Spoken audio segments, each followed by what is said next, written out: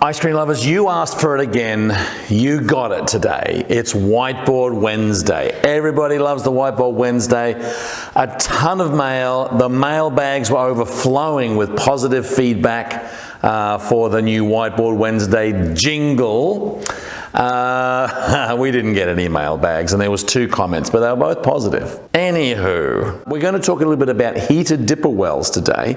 We did a video that was very well liked and good engagement, and someone asked about heated dipper wells. That's what we're going to talk about today. There's a little bit to them, so that's why we're employing the whiteboard. Before we jump into it though, I do want to thank our episode sponsor, Classic Mix. 3 generations of Galloways and Hank Sweeney, who always wanted to be a Galloway. In fact, I'm going to call him Hank G. Sweeney, homage to the Galloway family. Based in Neenah, Wisconsin, the biggest manufacturer of condensed milk in the country, biggest manufacturer of frozen custard mixes, but they also do gelato, sorbets, soft serves, premium, Classic Mix. The link is down below if you really want to have a look at someone that's making great quality mix and whether the mix is available for you in your area. The link is down below, and thank you for your episode sponsorship. Okay, here we are. Let's run the jingle. Here we are, we're at the board. Whiteboard Wednesday is here once more. We'll have some fun, we'll use some pens, spending time with our friends. Dipper wells, you need them. Your health department says you need them. And something that's come on the market relatively recently is this concept of a heated dipper well. And that heated dipper well basically is a similar process of a regular dipper well. So you've got a water source coming in over the top that's filling the dipper well. You've got a self-filling, self-draining plug here, and this goes down to the drain. The only difference is that the water level here is actually heated by an element.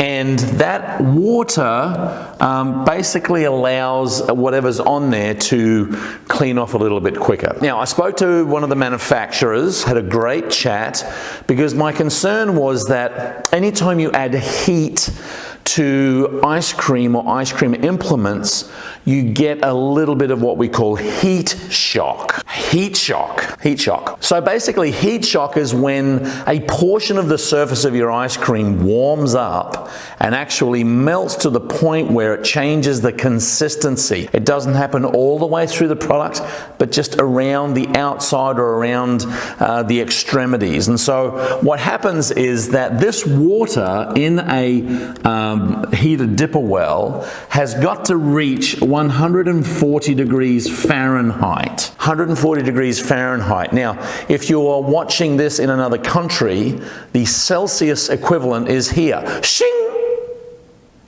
Anyway, 140 degrees Fahrenheit. Now that typically is what they call the threshold of the temperature danger zone. The temperature danger zone in a lot of states and counties around the US is 40 to 140 degrees Fahrenheit. So if you've got something that's refrigerated, it needs to be under 40 degrees. If you're holding anything that's warm food, it should be over 140 degrees. And so in order for this water in here, I should be doing red water because it's hot. In order for this water in here, ooh, nice and toasty warm. In order for this water to do what it has to do, the manufacturers actually have that sitting at around 140 degrees. This works well enough to clean the scoop, and it works well enough to kill some bacteria, some strains of bacteria. But here's the problem. If you have a scoop that has a gel insert in it, and a lot of the premium ice cream scoops, Zerol kind of scoops, have a insert into the handle that either is gel or it's an antifreeze. And often you can shake a scoop and you can kind of feel that movement in there. That's antifreeze designed to keep the handle and the scoop a little bit warmer so you don't get product stuck in it. Now, this temperature here, 140 degrees, does not bode well with a gel or an antifreeze insert. So the manufacturers say you shouldn't be using any scoops that have some sort of antifreeze insert in them.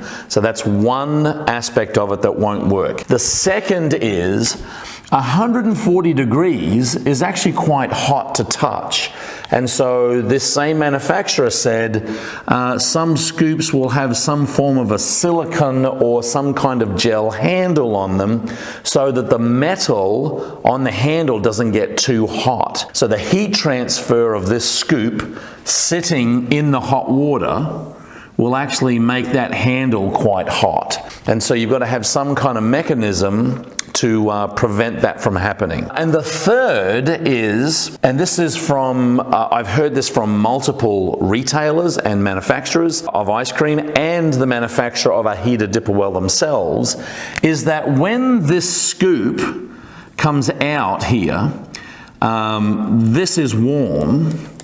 The whole thing is warm. So what ends up happening is you scoop the ice cream, you put it on the cone, and there can be a film of melted ice cream that firms back up and it gets a little crunchy. So you've still got all of the added responsibilities or making sure that you tap the water off.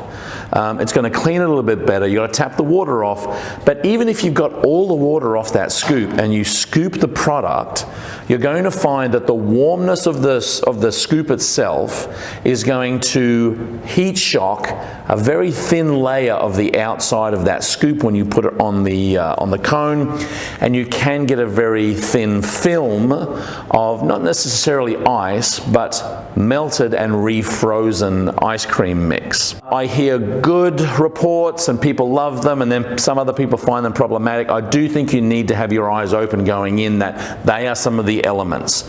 Doesn't work with gel scoops. You need some form of insulation on the handle. You may get a little bit of heat shock around the ice cream itself. Look, I like the fact that the option is there for a lot of ice cream shops, so feel free to talk to other retailers about it. Call some manufacturers, hey, is this right for me? I think that it's important to do so, but the process of these manufacturers coming up with different ways to help ice cream shop owners serve customers, clean scoops, stay sanitary, I think is a good thing all around. Interested in your comments. If you have one of these heated scoops or heated dipper wells, leave a comment down below. Interested in your thoughts, as we all are as a community. And again, thank you to Classic Mix. While you're down below there, click on Classic Mix, have a look at them. Great bunch of people. They can certainly help you so far as mix is concerned. Now, let's do the pointy again. This is a subscribe button here. Just click on it if you haven't clicked on it already. This video down there, another great and hilarious video. And over here over my shoulder, that's the link to scoopschool.com. Keep on scooping, and we'll see you in the next video.